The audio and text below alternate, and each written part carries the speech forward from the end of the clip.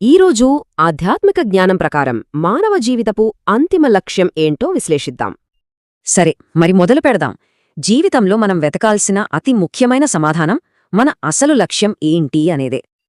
ఈ ప్రయాణంలో మొదటి అడుగు ఎప్పుడో కోరికలు పుట్టించే మన చంచలమైన మనసును అదుపులో పెట్టడమేనట.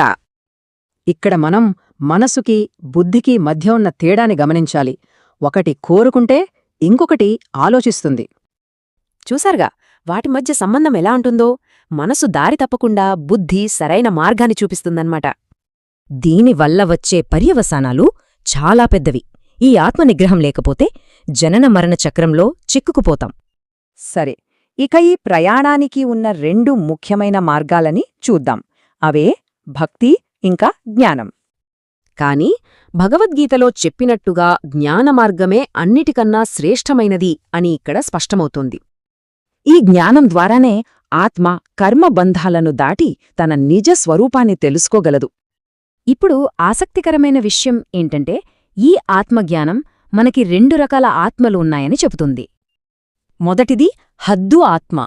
ఇది పూర్తిగా భౌతిక ప్రపంచానికే పరిమితమై ఉంటుంది. ఇక రెండవది బేహద్ ఆత్మ.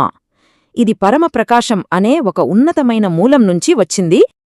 ఈ పట్టిక చూస్తే చాలు, వాటి పుట్టుక నుంచి లక్ష్యం వరకు ఎంత తేడా ఉందో తెలిసిపోతుంది.